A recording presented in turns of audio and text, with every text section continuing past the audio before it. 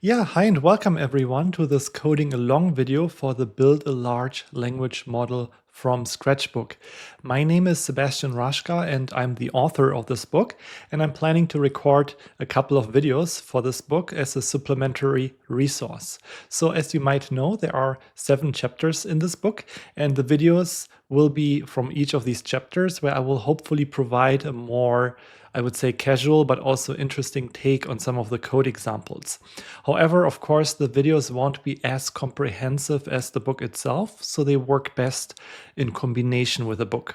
That being said, so I'm planning to record videos for each chapter. However, chapter 1, if we go to chapter 1 here, does not have any code examples. So I thought for this first video, I would show you how you can set up your Python environment so that you can then run the code for chapters 2 to 7. And of course, there are many different ways you can set up a Python environment. And here in this video, I'm planning to show you my personal preference. So how I would set up Python on a new computer. And yeah, even I sometimes think about how I would ideally set up Python. So recommendations change, and I try, to keep it simple, but also use the latest, I would say, recommendations and tools to provide an ideal experience. So I do have a supplementary resource here on GitHub. So GitHub is a place where I share some of the code for this book. And if you go to my account, RASBT, and then LLMs from scratch, you can get to this GitHub repository. And then there is this convenient setup folder that I set up here where you can find some recommendations. Like I mentioned before, I will be showing you how you can set up your own compute environment for this book on your own computer.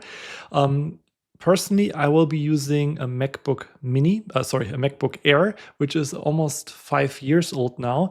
And the code hopefully will run perfectly there because I made sure when I wrote the book that it runs on different hardware. So the book will automatically run on GPUs if you have a GPU, but it will also run just fine on older hardware. Because the goal for this book was to make it accessible to different operating systems, different compute environments, older hardware, and so forth.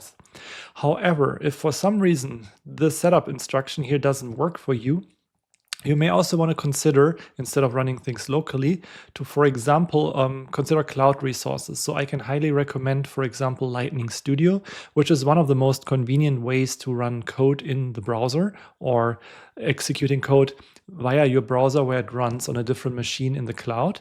And there's, of course, also Google Colab, which is also a very widely used platform to run Jupyter notebooks. And for this book, all the chapters are available as Jupyter notebooks, which you can upload in Google Colab and execute there in case you have any problems setting up your own compute environment on your own computer.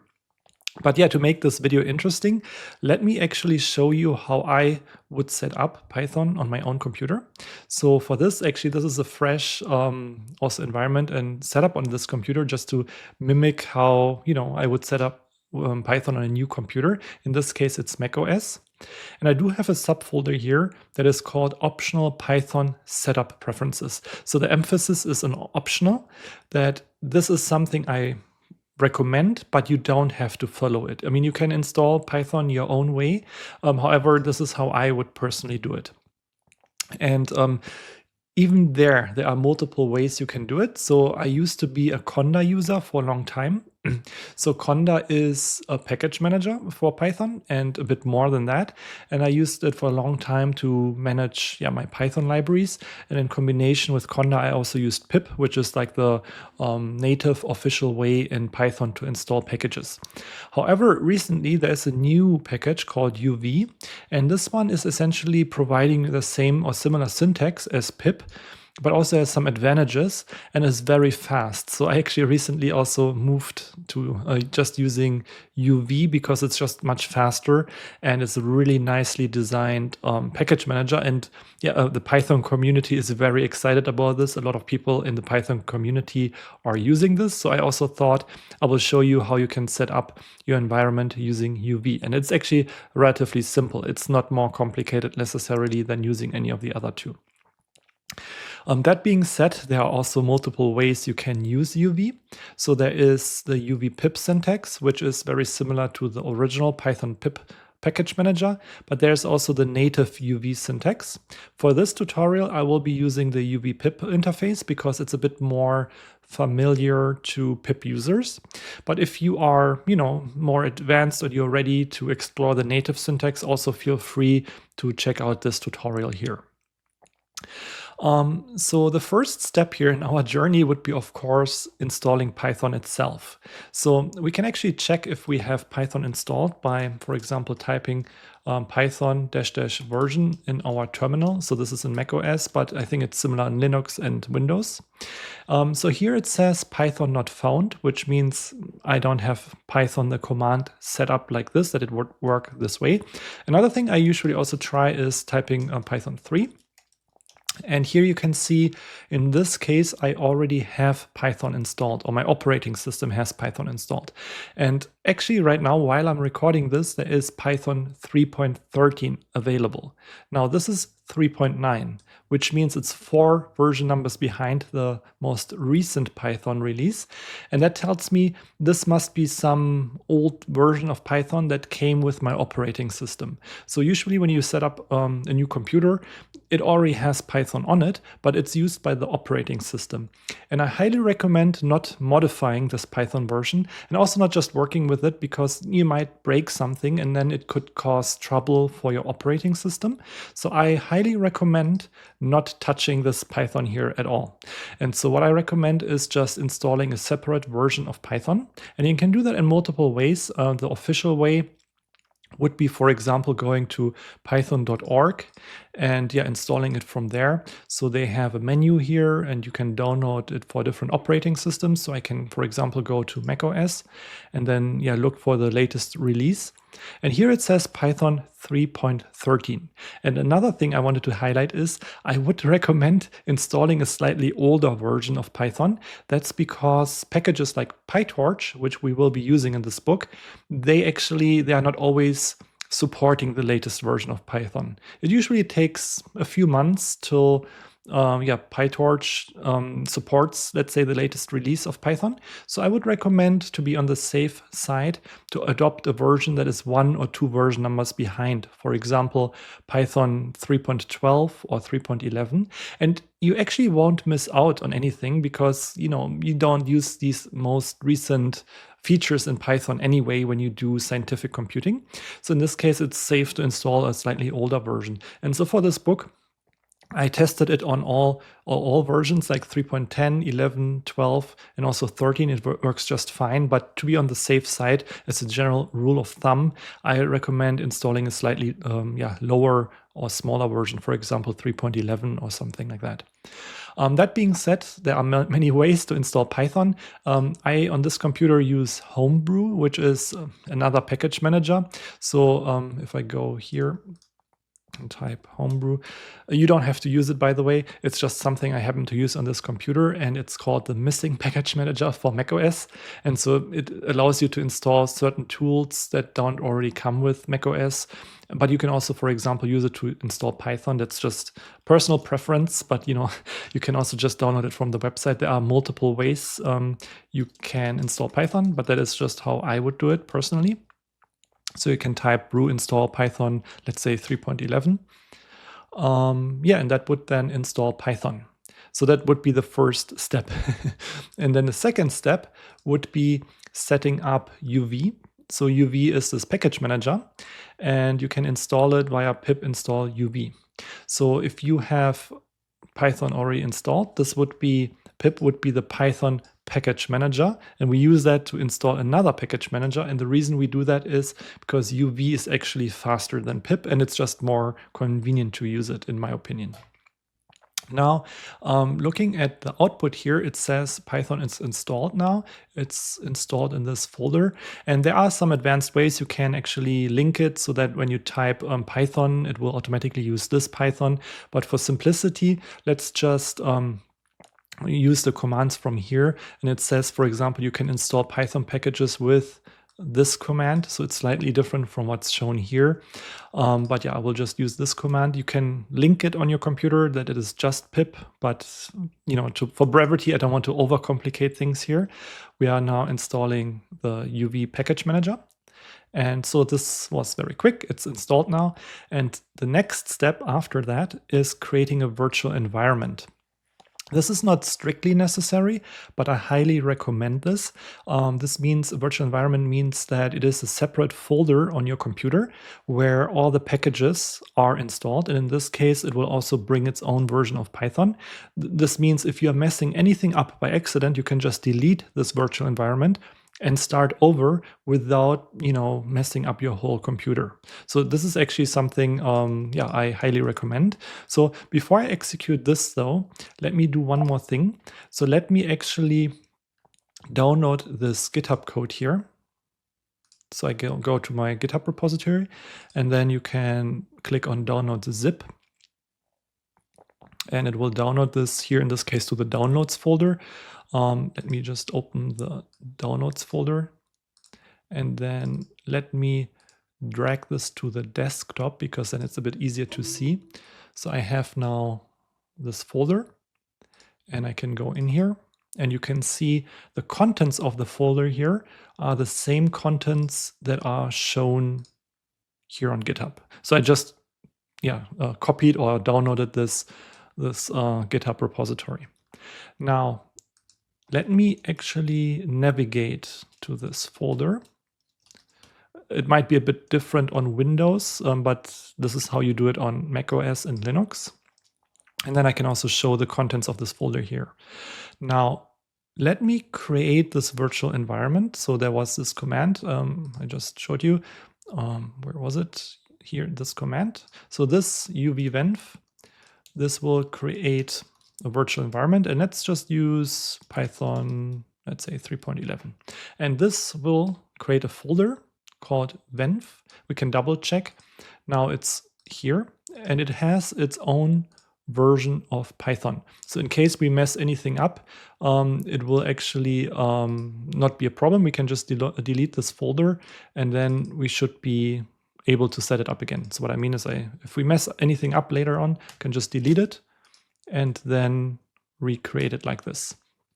Now, there's one more thing I want to say is also you may not be able to see this folder because it starts with a dot, and files or folders starting with a dot are by default invisible in the Finder. So there's a Finder option that you have to enable to make invisible files and folders visible. But here, let's say it is visible. Assume, you have created this venv folder. The next step would be activating this. So creating the virtual environment is only something you have to do once, unless you delete it. But then every time you work with it, you activate it. So now this is active, and when I type Python, so I can type Python, and there's this command which shows you which Python version you are using. I think on Windows you have to type where, but let's stick with this because this is macOS. And you can see it's now using, when I'm executing Python, it's using this Python from my virtual environment. So let me do this. So this should be Python 3.11.